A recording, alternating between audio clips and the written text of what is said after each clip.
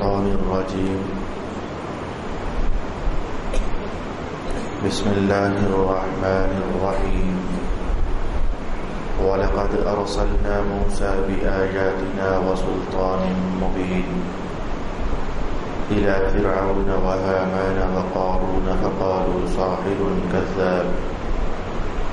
فلما جاءهم بالحق من عندنا قالوا اقتلوا أبناء الذين آمنوا معه واستحيوا نساءهم وما كيد الكافرين إلا في ضلال وقال فرعون ذروني أقتل موسى وليدع ربه إني أخاف أن يبدل دينكم أو أن يظهر في الأرض الفساد وقال موسى إني عذت بربي وربكم من كل متكبر لا يؤمن بيوم الحساب صدق الله مولانا العظيم الصلاة والسلام عليك يا سيدي يا رسول الله الصلاة والسلام عليك يا سيدي يا حبيب الله الصلاة والسلام عليك يا سيدي يا شفيع المذنبين وعلى آلك وأصحابك يا سيدي يا رحمة للعالمين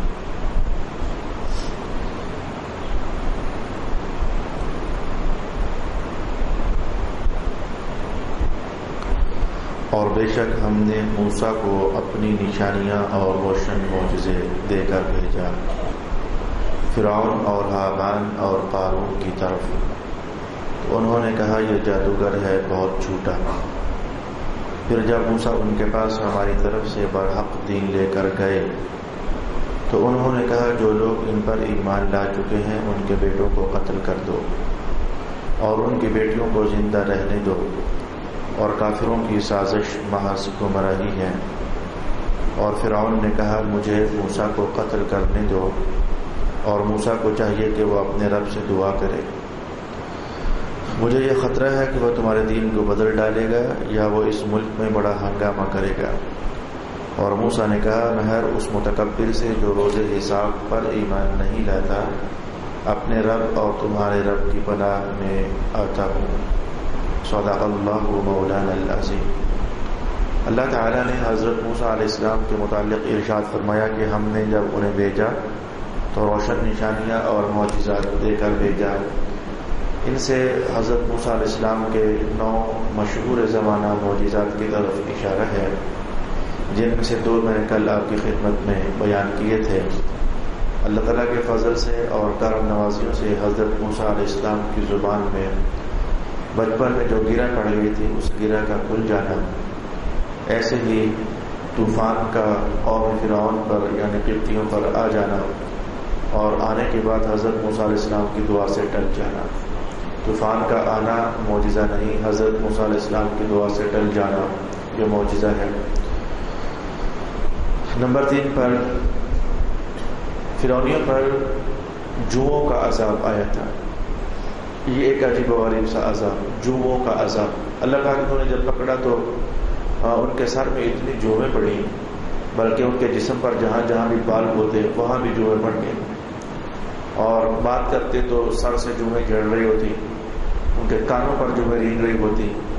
آپ وہ منظر اپنی نظر میں اور چشم تصور میں لا نہیں سکتے کہ اتنی زیادہ جوئیں ان کے وجود میں پڑ گئی کہ سانس بھی لینا ان کے لیے بعض اوقات دشوار ہو جاتا وہ سانس لیتے تو ان کے نتھنوں سے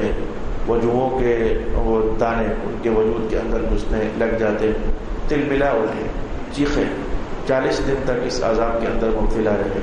بھاگے پھر حضرت موسیٰ علیہ السلام کی خدمت میں مہربانی فرمائیں اللہ سے دعا کریں اللہ تعالیٰ معاف کر دے ہمیں حضرت موسیٰ علیہ السلام باہر کے نبی تھے نبی کا وجود باہر کے رحمت ہوتا ہے اور قوم کے لیے خیر خواہی کا پیکر اور مجسمہ ہوتا ہے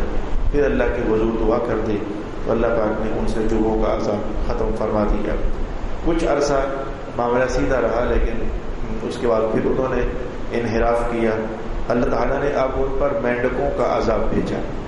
یہ عجیب و غریب عذاب ہے مینڈکوں کا عذاب مینڈک اتنے زیادہ ہو گئے ان کے گھروں میں ان کی دکانوں میں ان کے باتھ روموں میں ان کے گوداموں میں، ان کے سٹوروں میں کھانا کھانے کے لیے بیٹھتے تو مینڈک پھدک کر کے تو ان کے برتنوں میں گھس جاتے، ان کے سالن کے اندر گھس جاتے، روٹی کے نوالے اٹھاتے تو مینڈک ان پر چڑھ جاتے، منہ کھولتے روٹی کا نوالا ڈالنے کے لیے تو مینڈک ان کے منہوں میں گھس جاتے، پھر چیخے۔ حضرت موسیٰ علیہ السلام کے پاس آئے، مہربانی فرمائیں دعا کریں۔ حضرت موسیٰ علیہ السلام نے پھر دعا فرمائی تو اللہ پاک نے ان سے مینڈکوں کا عذاب ختم کر دیا، پھر ان پر خون کا عذاب آ گیا۔ خون کے عذاب سے مراد یہ ہے کہ ان کے برتنوں کے اندر وہ بھرتے تو پانی تھے لیکن وہ پانی خون بن جاتا، گلاسوں کے اندر وہ ڈال کر جب منہ سے قریب کرتے تو جب تک گلاس میں پانی ہوتا وہ پانی ہی ہوتا، لیکن جب منہ اور لب اس پانی کو ٹچ ہوتے تو چوسا لگاتے تو منہ کے اندر جاتے ہی وہ پانی خون بن چکا ہوتا۔ ان کی نوبت یہاں تک آ گئی کہ حضرت موسیٰ علیہ السلام پر جو ایمان لانے والے تھے بنی اسرائیل، تو وہ جب پانی پیتے تو وہ پانی ہی رہتا، اور جب یہ لوگ اسی برتن سے پانی نکال کر پیتے تو خون بن جاتا۔ کہنے لگے کہ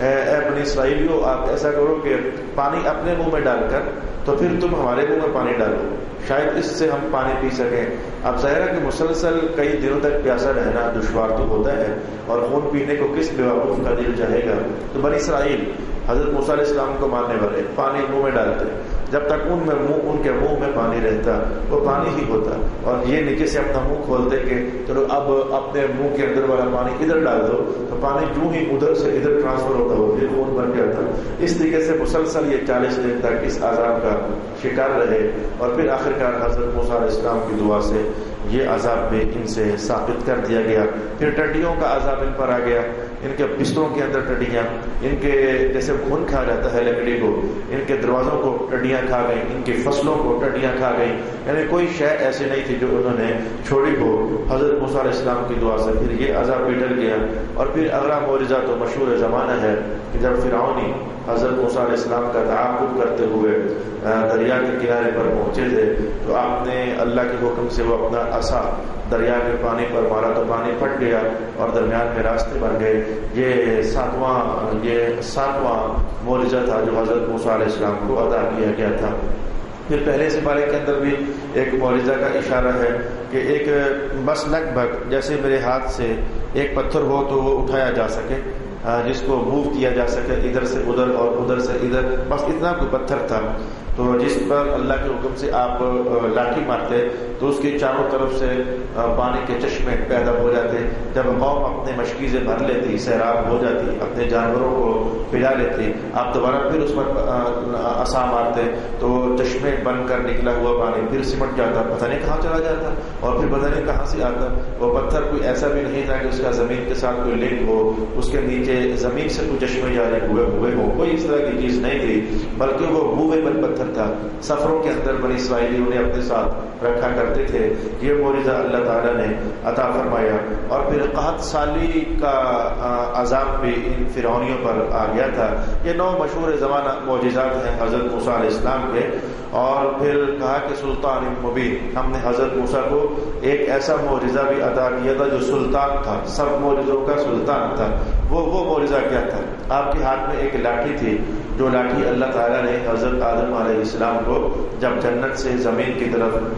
بھیجا تھا تو جنت سے وہ لاٹھی حضرت آدم علیہ السلام کو بہت ساری چیزوں میں سے وہ لاٹھی بھی عطا فرمائی تھی۔ وہ لاٹھی پھر نسل در نسل، نبی در نبی شفٹ ہوتی چلی گئی تا آ کے وہ حضرت شعیب علیہ السلام کے پاس آ پہنچی۔ پھر جب موسیٰ علیہ السلام کی شادی ہوئی حضرت شعیب علیہ السلام کی ایک بیٹی کے ساتھ، تو حضرت شعیب نے وہ لاٹھی حضرت موسیٰ علیہ السلام کو بطور تحفہ اور بطور امانت عطا فرما دی۔ پھر اس لاٹھی کے اندر اللہ نے بڑے معجزات رکھے ہوئے تھے۔ ان معجزات میں سے ایک یہ تھا کہ فرعون کے دربار میں پہنچ کر جب فرعونیوں نے اور جادوگروں نے اپنی رسیاں پھینکی اور لگا یوں جیسے وہ ہل رہی ہیں اور سانپ ہوتے ہیں، تو حضرت موسیٰ علیہ السلام نے وہ لاٹھی پھر ڈال دی ان سانپوں کے سامنے، تو بہت بڑا اژدہا بن گیا اور ان سب سانپوں کو نگل گیا جو کہ فرعونی جادوگر اکٹھے کر کے جیسے کہ سامنے لائے ہوئے تھے۔ اس معجزے کی طرف اشارہ کیا گیا۔ اب سمجھے رب کائنات نے ارشاد کیا وَلَقَدْ أَرْسَلْنَا مُوسَىٰ بِآيَاتِنَا، اور ہم نے حضرت موسیٰ کو اپنی نشانیاں دے کر بھیجا تھا، وَسُلْطَانٍ مُبِينٍ، اور روشن معجزے دے کر بھیجا تھا،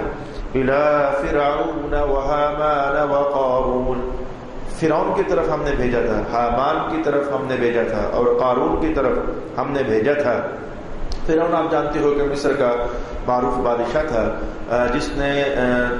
دولت کے چکر میں اور جس نے اپنی حکومت کے نشے میں یہاں تک کہہ دیا کہ رب تو میں ہوتا ہوں، اپنے سوا میں کسی کو رب جانتا ہی نہیں ہوں۔ یا موسیٰ پتہ نہیں کس رب کی بات کرتا ہے، یہ تمہیں بہکانے کے لیے آ گیا ہے، یہ اور اس کا بھائی ہارون یہ اصل میں تمہیں تمہارے دین سے برگشتہ کرنے کے لیے آ گئے ہیں، رب میں ہوں اور میرے سوا کوئی رب نہیں ہے۔ یہ فرعون نے ربوبیت کا دعویٰ کر دیا، اور اللہ تعالیٰ نے بھی اسے قیامت تک کے لیے نشانی بنا دیا، اور آج بھی اس کی لاش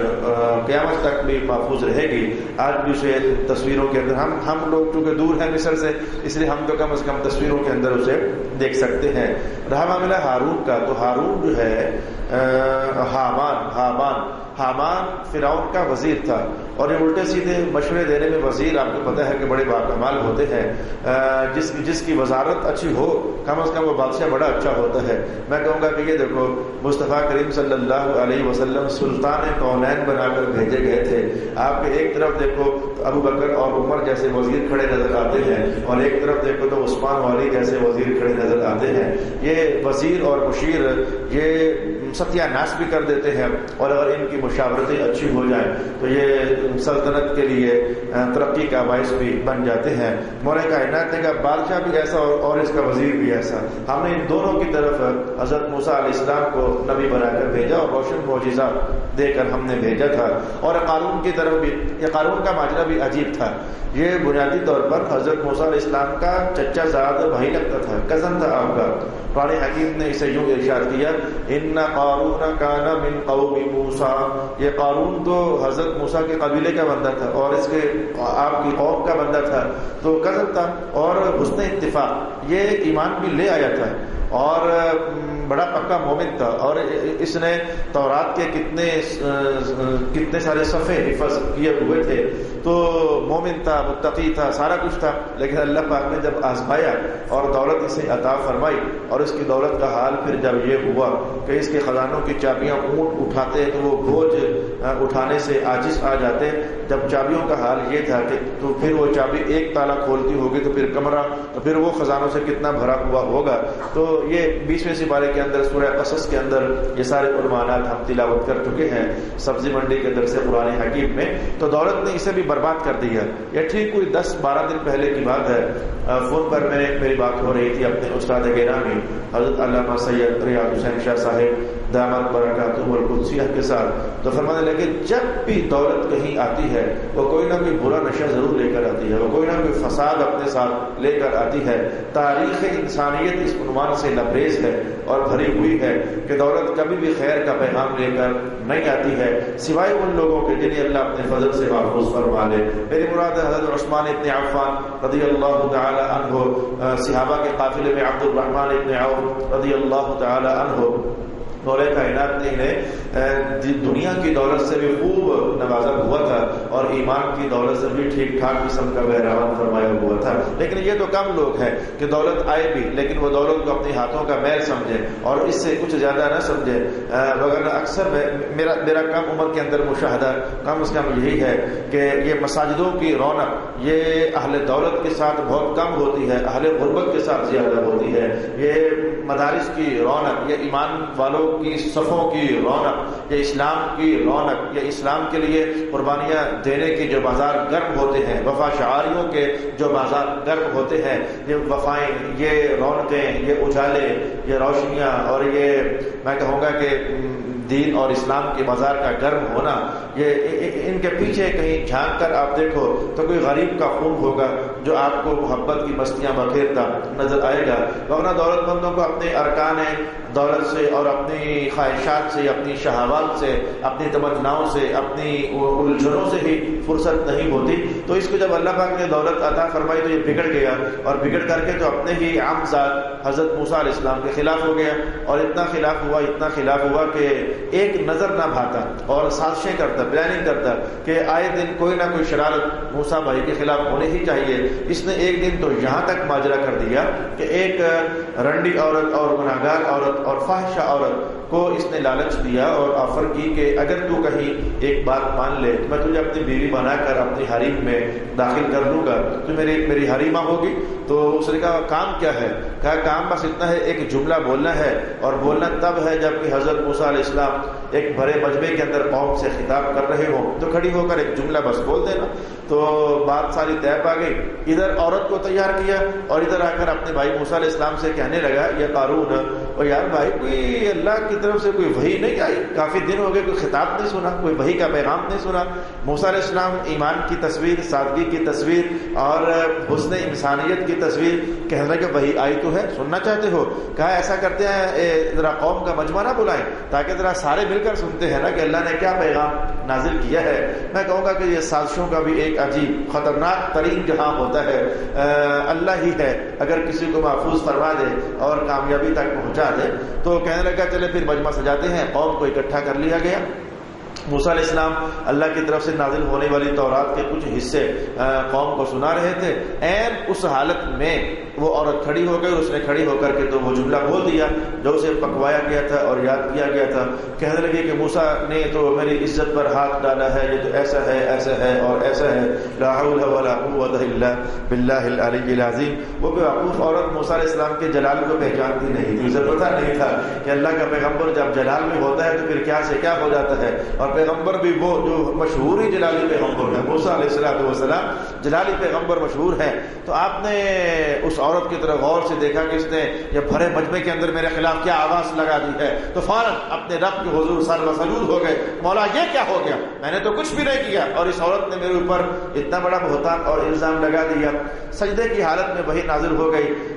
پیارے سر اٹھاؤ تو بس چلیں کچھ دیر کے لیے جیسا کہو گے ہم ویسا ہی کر دیں گے، یعنی اگر آپ کچھ کرنا چاہتے ہیں تو کر لیں، آپ کو جو اتنا جلال آ گیا ہے۔ حضرت موسیٰ علیہ السلام نے سر اٹھاتے ہی پہلے تو ادھر متوجہ ہوئے عورت کی طرف اور کہنے لگے کہ کیا میں نے تیرے ساتھ یہ گناہ کیا ہے؟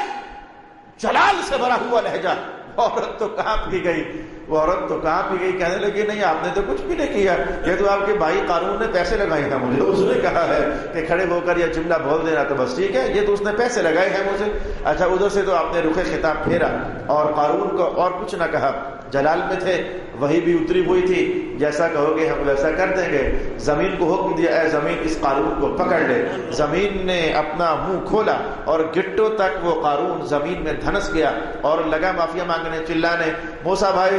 بھائی معاف کر دے، اللہ کے نبی معاف کر دے۔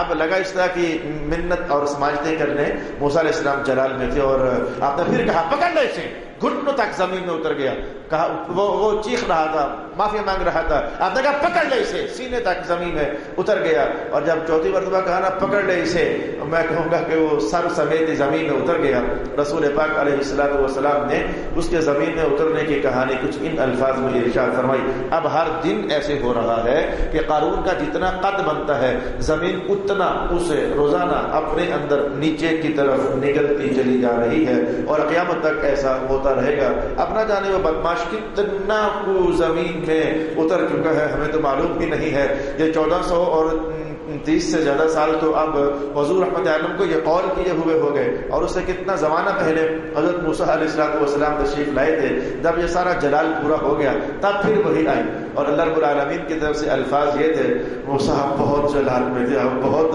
غضب میں تھے، آپ سے وہ معافی مانگتا رہا اور آپ نے بس اپنے جلال ہی کا اظہار کر دیا۔ ایسے میں اگر کہیں وہ ہمیں کہہ دیتا نا کہ اے آسمان والے معاف کر دے، ہم نے اسے پھر بھی معاف کر دینا تھا، ہم نے اسے پھر بھی چھوڑ دینا تھا۔ یہ اپنے مقام پر دلچسپ عنوان صحیح میں بیان چونکہ کر چکا ہوں، اس مختصر نشست میں نہیں کہتا کہ جب وہ غرق ہو گیا تو پھر جو وہی آئی تھی کہ آپ نے اسے چھوڑا ہی نہیں جناب، اگر وہ ہمیں بلاتا تو ہم تو پھر بھی اسے چھوڑ دیتے۔ جب ایسا ہو رہا تھا، جب موسیٰ کہنے لگے تھے تو اس وقت یہ وحی کیوں نہ آ گئی، اور ایسا رسول پاک علیہ السلام کے ساتھ بھی ہوا تھا۔ ایک منافق کی جنازہ میں آپ نماز جنازہ میں تشریف لے گئے، جب جنازے کی کاروائی سے فارغ ہوئے، میں نے یہ نہ کہا کہ نماز جنازہ کا جو حقیقی فیض ہوتا ہے اس منافق کو ملا تھا، جب جنازے کی کاروائی سے فارغ ہوئے تو وہی نازل ہو گئی وَلَا تُصَلِّ عَلَىٰ أَحَدٍ مِّنْهُمْ مَاتَ أَبَدًا، آج کے بعد کسی منافق کے جنازے میں شریک نہیں ہونا، بس ختم، جو ہوا سو ہوا۔ اب میں وہاں بھی رک کر کے اپنے سامعین کو بتایا تھا کہ آخر جنازہ پڑھنے سے پہلے ہی یہ آیت کیوں نہ اتر آئی، جنازہ ہونے کے بعد بعد جو اتر رہی ہے فوراً بعد، یہ کتنا کو فاصلہ ہوتا ہے، 2 منٹ کا وقفہ، 3 منٹ کا وقفہ، 3 منٹ پہلے بھی جنازہ شروع ہوا ابھی ختم ہو گیا، تو ایک آیت 3 منٹ کے بعد جو اتر رہی ہے تو پہلے کیوں نہ اتر رہی تھی؟ یہ اپنی حکمتیں اپنے مقام پر میں آپ کی خدمت میں بیان کر چکا ہوں. بس آپ کے ذہن کو میں نے تھوڑی سی ذرا جستجو کی طرف مائل کرتے ہوئے یہ کہنا چاہا کہ خود بھی کچھ پڑھنا چاہیے. سارے عنوانات خطیب شہر کی ذمہ داری تھوڑی ہے کہ وہ سارے کے سارے وہی بتائے. محمیز لگا دی، پہلے آپ کو بتا دیا، اب خود اسے اسٹڈی کرنے کی کوشش کریں. رب کائنات نے ارشاد کیا ہم نے موسیٰ کو بھیجا فرعون کی طرف، حامان کی طرف، قارون کی طرف، اور آ کر کے جب حضرت موسیٰ علیہ السلام نے وحدانیت کا پیغام ان کے سامنے رکھا، حق اور باطل کو کھول کر ان کے سامنے بیان کیا، فقالوا ساحر، پہلا آبجیکشن کر دیا اور الزام اور بہتان، یہ تو جادوگر ہے، موسیٰ جادوگر ہے، کذاب، بہت جھوٹا ہے. تاریخ انسانیت اور تاریخ ایمان بھری ہوئی ہے کہ اللہ کا نبی یا کوئی بھی حق پرست یا کوئی بھی خیر کی دعوت دینے والا کہیں دعوت کا کام کرتا ہے، میں کوئی نہ کوئی الزام تراشی، کوئی نہ کوئی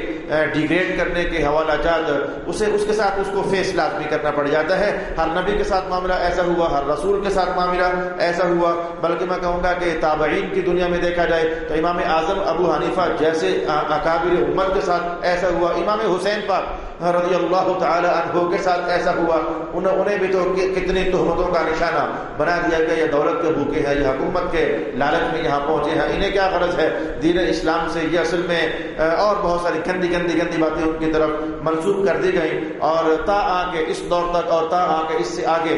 جب بھی کہیں خیر کی آواز اٹھانے والا داعی الی اللہ کہیں بیٹھے گا تو پھر اسے اپنے جگر کو بڑا کر کے، دل کو بڑا کر کے بیٹھنا ہوگا، اس لیے کہ حالات کے سارے بدماش اکٹھے ہو کر کے تو اس کے سامنے کھڑے ہو جاتے ہیں. فلما جاءهم بالحق من عندنا قالوا اقتلوا ابناء الذين آمنوا معه، پھر جب آ گیا ان کے پاس موسیٰ علیہ السلام لے آئے ان کے پاس حق ہمارے پاس سے، تو ان فرعونیوں نے کہا کہ قتل کر دو ان کے بیٹوں کو. یہ جملہ آج آپ سن رہے ہو کہ ان کے بیٹوں کو قتل کر دو، یہ دوسری بار کا دیا ہوا حکم ہے. ایک حکم آپ جانتے ہو، وہ مشہور زمانہ ہے، وہ حکم یہ تھا، وہ پہلے سپارے کے اندر بیان ہوا. ایک بار بنی اسرائیلیوں کے بچوں کو قتل کرنے کی بات پہلے بھی ہوئی تھی، اور آج یہ دوسری مرتبہ حکم جاری کیا جا رہا ہے. پہلی مرتبہ کب ہوئی تھی؟ فرعون نے ایک خواب دیکھا اور اس خواب کی تعبیر پوچھنے کے لیے منجمین کو، معبرین کو اکٹھا کیا اور کہا یار یہ میں نے خواب دیکھا ہے تو بتا سکتی ہوں اس کی تعبیر کیا ہے؟ وہ سب نے ایک ہی تعبیر بتائی، اور وہ تعبیر یہ تھی کہ بنو اسرائیل کے اندر ایک بچہ پیدا ہوگا، جوان ہونے کے بعد تیرا تخت الٹ دے گا اور تیری حکومت ختم کر دے گا. ہمیں تو کچھ ایسا سمجھ آتا ہے. تو فرعون کو بڑی پریشانی لاحق ہوئی. اس نے اعلان کر دیا کہ اب جب بھی ان کے گھر میں بیٹا پیدا ہو تو بیٹیوں کو رہنے دینا، انہیں زندہ رہنے دینا، لیکن بیٹوں کو ذبح کر دینا. اس پر ائمہ تفسیر نے بڑا جملہ چست کیا، کہا کہ فرعون کی بیوقوفی کا اندازہ اس جملے سے لگایا جا سکتا ہے کہ منجمین اور معبرین کو بلا کر جب تعبیر پوچھی، انہوں نے کہا کہ ایک بیٹا پیدا ہوگا جو تیرے تخت کو الٹ کر رکھ دے گا. ہمیں کچھ ایسا سمجھ آتا ہے. تو کہنے لگے کیسا بے وقوف تھا کہ یا تو انہیں وہ سچا سمجھتا تھا یا جھوٹا سمجھتا تھا. وہ جو تعبیر بتانے والے تھے دو ہی حالتیں تھیں، یا وہ فرعون سمجھتا تھا کہ یہ سچ بول رہے ہیں یا وہ سمجھتا تھا کہ یہ جھوٹ بول رہے ہیں. اگر وہ سچا سمجھتا تھا کہ واقعی ایسا ہونے والا ہے تو اس کا یہ اہتمام ضائع ہونے والا ہے. وہ کہہ جو رہے تھے کہ ایک بیٹے نے پیدا ہو ہی جانا ہے، تیرا تخت الٹ ہی دینا ہے. تو اگر وہ سمجھتا تھا سچا تو اس نے یہ کیا بے وقوفی کر دی کہ 70,000 سے زیادہ بیٹوں کو اس نے ذبح کروا دیا. اور وہ اگر اسے سمجھتا تھا جھوٹا تو جھوٹے بندے کی بات پر توجہ ہی نہیں کرنی ہوتی، اور اس نے توجہ تو کیا ایکشن لے کر 70,000 بیٹوں کو ذبح کر دیا. یہ اس کی نالائقی کا اظہار تھا جو ائمہ تفسیر نے اپنے کلام میں اور اپنی تفسیروں کے اندر ارشاد فرمایا. تو ایک بار اس نے پہلے بنو اسرائیل کے بیٹوں کو ذبح کرنے کا حکم جاری کیا تھا، اور ایک بار اب جبکہ کچھ لوگ ایک دو تین چار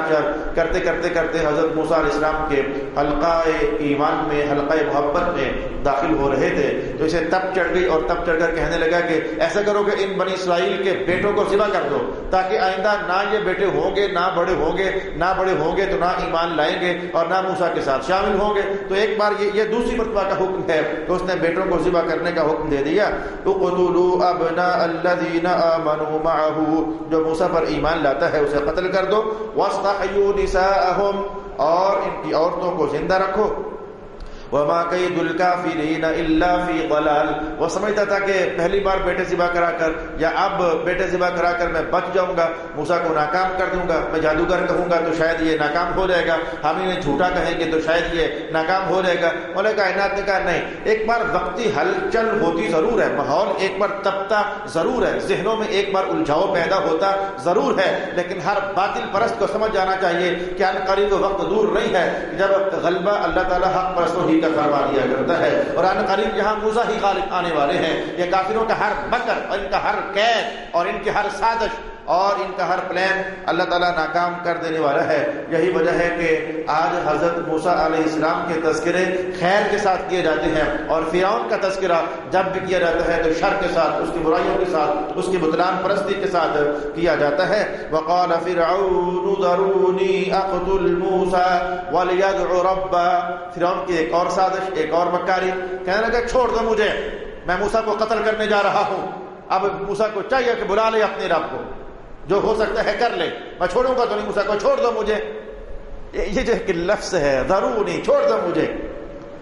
اس پر ائمہ تفسیر نے دو طرح کی بحث فرمائی، مجھے چھوڑ دو، یہ دو طرح کی بحث فرماتے ہیں کہ موسیٰ فرعون ایسا بے ایمان انسان تھا اور شرارتی مکار عیار کہ وہ کلام ایسا بول رہا ہے کہ جیسے یہ سمجھانا چاہ رہا ہو کہ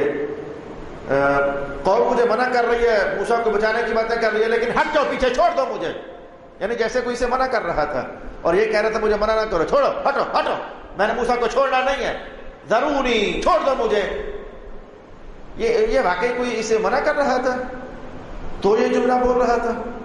یا یہ تھا کہ منع شنا تو کوئی بھی سے نہیں کر رہا تھا، ایسے ہی لگا ہوا تھا، ہٹو ہے پر ہے، چھوڑ دو ہے مجھے۔ یہ انسانوں کی عادت ہوتی ہے، کبھی لڑائی جھگڑا ہو جائے، میں نے یہ دونوں طرح کے انسان دیکھے، کچھوں کو تو واقعی کوئی پکڑ رہا ہوتا ہے، وہ رہنے دیا چھوڑے جوہی صاحب، وہ بٹ جی، وہ ملک جی، چھوڑو جی پیچھے ہٹو جی، تو کوئی منع کر رہا ہوتا لڑائی کرنے سے، لیکن وہ شور ڈالا ہوتا ہے، ہٹو چھوڑو مجھے، میں چھوڑوں گا نہیں ہوئے۔ یہ کبھی تو واقعی ایسی تصویر ہوتی ہے، اور کچھ بندوں کو ایسے شور ڈالنے کی عادت ہوتی ہے، انہیں کوئی بھی روک نہیں رہا ہوتا، انہیں کوئی بھی پکڑ نہیں رہا ہوتا، انہیں کوئی بھی منع نہیں کر رہا ہوتا، وہ تنے تنہا ہوتے ہیں، ایسے شور ڈال رہے ہوتے ہیں، وہ ہٹو چھوڑو مجھے،